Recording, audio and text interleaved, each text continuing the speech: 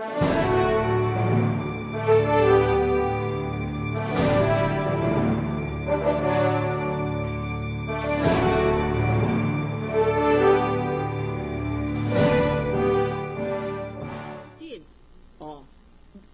ba natin pera natin sa bangko kung hindi tayo sigurado na sikreto yan at hindi niya ibabalita sa madla?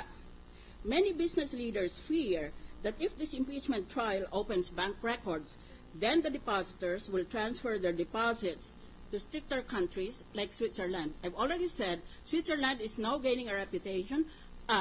Singapore is now gaining a reputation as the new Switzerland of the world because they have such strict laws about bank secrecy. They will never reveal. It takes a very, very complicated legal procedure. So, kung ganyan pala, lalagay mo pera mo sa bangko, pwede palang iladlad, how do you say in Tagalog, pwede palang iladlad yan ng kung sinong opisyal dyan sa bangko. Abay, kukunin ko pera ko, ilagay ko doon sa bangko na hindi niya ibabalita sa buong mundo ang pera ko. So, question, is the prosecution panel willing to assume responsibility for substantial hardship on the Philippine banking industry? I will educate you as part of my prerogatives as a judge that is the present concern of the Makati business community. Your Honor, we believe that the public policy here is public policy of accountability and transparency, and the impeachment proceeding of the Chief Judge should be an exception to that. It is only an exception. And hindi ho kasama dyan yung bank run, kundi isang tao lang po ito. At ito'y Chief Justice na kailangan natin buksan ang kanyang bank accounts. Pag nakinig ang mga taga-TV at mga radyo, iba pa, dito sa gallery, baka magiging ganon ang resulta. I heard that bell, maybe it's intended for me. May I just have permission to read one last question? Before that, Your Honor, can I just say something? No, taking up my time. Okay. Ask him. On the one hand, it is argued that absolute confidentiality of foreign currency deposit will attract non-resident depositors. Kaya tayo pumasa ng batas na iyan na hindi pwedeng sabihin ang maski ano tungkol sa foreign currency deposit para yung mga dayuhan pupunta sa Pilipinas at ilagay nila pera nila dito. Ngayon, kung bubuksan natin iyan, hindi na sila pupunta dito. Pupunta na sila sa Singapore, iba pang mga bansa. But on the one hand, it is now argued that foreign currency deposits might become a haven for the ill-gotten wealth of crooks, terrorists, and other criminals. Abay, kung ganyan pala, na hindi pala mabuksan-buksan yung mga foreign currency, tayong mga,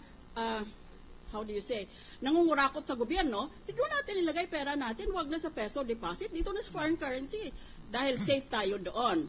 May I request the lady to wind up? Yes, I am winding up. Insofar as Filipino crooks and criminals are concerned, would you be willing to file an amendment to the foreign currency secrecy law to provide the proper exception, allowing the scrutiny of foreign currency deposits only when the Filipino citizen is depositor? Because if you allow public scrutiny for all kinds of depositors, foreign depositors will naturally no longer deposit their money. O ngayon, kung habol lang natin ay yung mga nagnanakaw sa gobyerno, gusto mo bang i-amend ang batas na ang mga Pilipino pwedeng suriin, pero ang dayuhan hindi? Na question. If so, how would you then answer the issue of discrimination against Filipinos in their own country? Una sa lahat, Your Honor, willing tayo mag-file nun, given yung nangyari ngayon sa Korte Suprema. Because we thought na yung mga whereas clauses ng Republic Acts regarding the Foreign Currency Deposit Act and bank secrecy law, akala natin yung whereas clauses ay para lang yon yung public policies, para dun sa foreign depositors, lenders, and investors. So we are willing to file. And hindi ho madidiscriminate yan because there should be sufficient yung differentiation.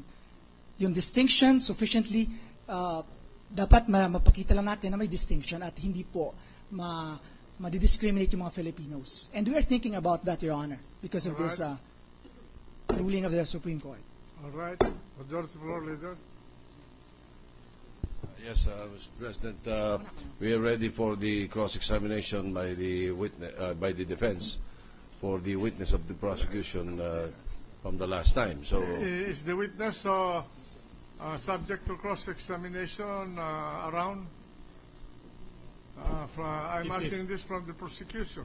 Yes, we are not yet through with our direct examination with the witness from the PS Bank, the president, PS Mr. Bank. Pascual Garcia. But before that, Your Honor, just No, just but one. just a minute. If you're not through with the direct examination, are you ready this afternoon to present him for direct examination? Yes, Your Honor, we're ready. Then bring him into the courtroom. Okay, we now call on our witness, Mr. Pascual Garcia, President of the PS Bank. And may we request, Your Honor, that Attorney Demetrio Custodio be recognized to conduct a direct examination for the Alright. prosecution. While Thank the witness is coming to the courtroom, Yes. session suspended for May we request 15 minutes, Mr. President? 15 minutes. Trial resumed. Judge Floor Leader. Mr. President, the witness to be present, the present witness was summoned by the prosecution. Let the witness take the witness stand and testify under the same oath. Unless there are additional direct, Your Honor, we would like to announce on record for the defense that we have no cross rather, on the said witness, because the matters that we wanted to be touched on our cross-examination had been the subject of this resolution of this court Okay. relative to the dollar account, Your Honor. Okay. I was made to understand, Your Honor, if my memory serves me right, that the witness had been ordered to bring with him the branch manager of his That's branch, correct. That's correct. That's correct. and that to find out how the information had been leaked That's to the correct. outside world. That's correct. So That we will. was- Wala ka na? O meron pa? I will say something. No, sa examination. Wala na? O sige. May I be recognized, the- Mr. President? Proceed. This is Attorney Demetrio Custodio Jr., Your Honor, one of the private prosecutors under the control of the public prosecutor. Records will bear me out, Your Honor, that I suspended and interrupted my direct examination when it came to the dollar accounts, Your Honor. And we were intending to continue with that trend of examination. But in light of the ruling of the impeachment tribunal made this afternoon, Your Honor, we are foregoing with further questions on direct examination insofar as the witness is concerned, subject to the reservation, Your Honor, and we are putting it on record, that when the time comes, we will examine the witness insofar as the dollar accounts are concerned only. But insofar as today's hearing is concerned, Your Honor, we close witness. There being no cross-examination, we will have no redirect examination.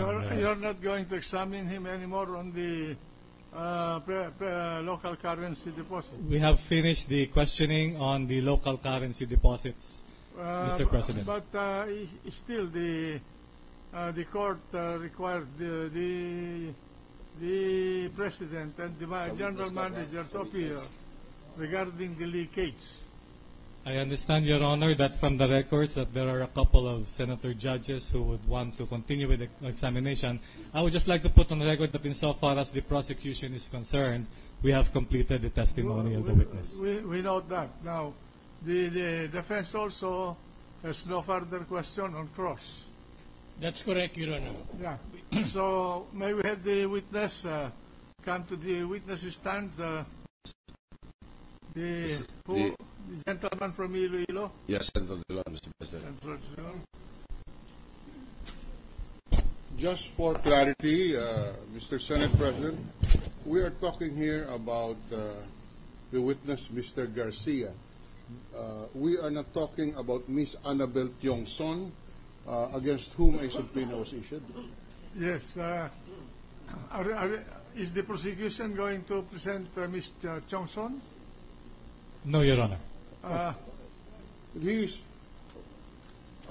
Well, regardless of what the prosecution position is, a subpoena was issued by the Senate President addressed to Ms. Annabel Tiongson, branch manager, PS Bank, to bring with her the original and certified true copy of the bank statements showing the beginning balances for the following accounts in the name of Chief Justice Renato Corona. 089-121-017-358, 089-121-019-590,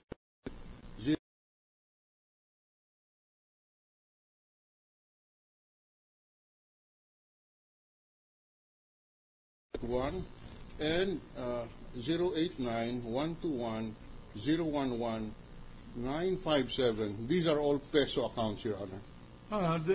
These are all local currency accounts. Yes. So, is the manager here, Mr. President? Your Honor, the manager is here, Your Honor. Okay. So, he's here. So, anybody else who would want to ask questions among the judges?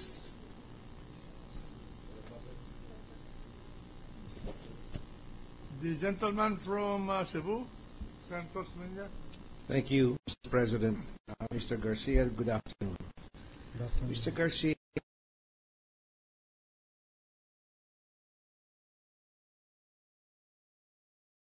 other investment programs that they offer to their clients. Am I correct? Yes, Your Honor. You have, aside from checking accounts, you have savings accounts, correct? Yes, Your Honor. You have PS Bank regular passbook, PS Bank dollar savings, PS Bank overseas Filipino savings account, PS Bank premium US dollar time deposit accounts, PS Bank euro savings accounts.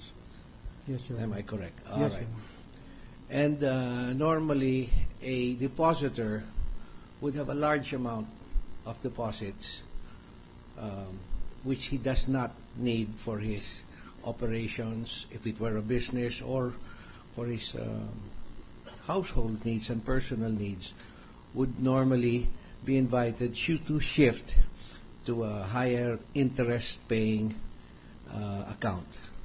That would be standard for the bank, would it not? That is the experience for some of our depositors, Your Honor. That is what the bank usually invites the depositors to do, correct? Yes, Your Honor. Yes. Your website promotes all of these types of accounts. Yes, Your Honor. All right. So therefore, it would make sense, and it is probable that if the respondent had a large deposit, and in one case he had at the end of December 2010 in excess of 12 million, he would have probably been invited to shift it to an account that was going to make him more money in terms of interest payments than keeping it in a current account. Is that correct? I cannot comment on that, Your Honor, because I was not a party to that particular process. That's right. That's why we ask your branch manager to come here. Is she here today? Yes, Your Honor, she's here today. All right. We will ask her that question. But in the meantime, what is a settlement account? A settlement account for some of our